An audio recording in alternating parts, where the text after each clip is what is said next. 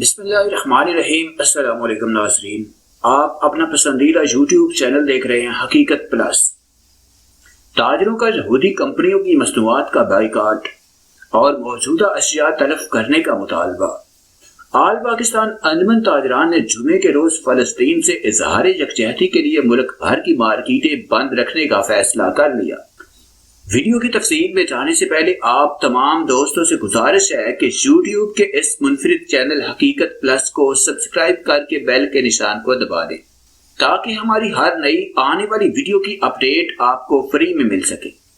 آل پاکستان انجمن تاجران نے یہودی کمپنیوں کی مصنوعات کا بائیکاٹ اور موجودہ اشیاء تلف کرنے کا مطالبہ کیا ہے۔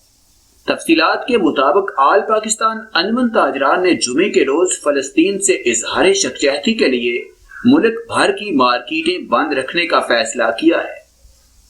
آل پاکستان انجمن تاجران کے مرکزی صدر خالد پرویز ملک اور انجمن تاجران لاہور کے صدر مجید مقصود بٹ نے لاہور میں پریس کانفرنس کی۔ خالد پرویز ملک نے پریس کانفرنس میں کہا کہ فلسطین کے لیے سب کچھ قربان کرنے کو تیار ہے۔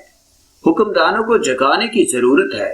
جنگ کرنا پڑی تو مسلمان اکٹھے ہو کر چلیں گے۔ انہوں نے دکانداروں سے اپیل کی کہ یہودی کمپنیوں کی مصنوعات کا بائیکاٹ کریں اور موجودہ اشیاء تلف کر دیں۔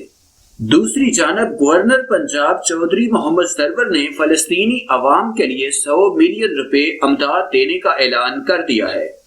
گورنر پنجاب چودھری محمد سرور سے بزنس کمیونٹی اور دیگر وفود نے ملاقات کی۔ اس موقع پر چودھری محمد سرور نے فلسطینی عوام کے لیے 100 ملین روپے امداد کا اعلان کیا اور کہا کہ فلسطینی عوام کو کسی صورت تنہا نہیں چھوڑیں گے۔ بزنس کمیونٹی کے تعاون سے فلسطینی بہن بھائیوں کی مدد کریں گے۔ انہوں نے کہا کہ اسرائیل نے فلسطینیوں پر مظالم میں ہٹلر کو بھی پیچھے چھوڑ دیا ہے۔ گورنر پنجاب نے کہا کہ اسلامی ممالک متحد ہو جائیں تو فلسطین اور کشمیر کو آزاد ہونے سے کوئی طاقت نہیں روک سکتی۔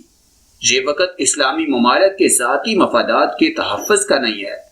دوسری جانب گورنر ہاؤس لاہور میں فلسطینیوں کے ساتھ اظہار یکجہتی کے لیے نشاورتی اجلاس سے خطاب کرتے ہوئے چودھری محمد سرور نے کہا کہ امریکہ اور یورپ میں سیاستدانوں پر پیسہ لگایا جانا چاہیے تاکہ کشمیر اور فلسطین کے حوالے سے لابی مضبوط ہو۔ خیال رہے کہ غزہ پر اسرائیلی بمباری کا سلسلہ تاحال نہیں رک سکا۔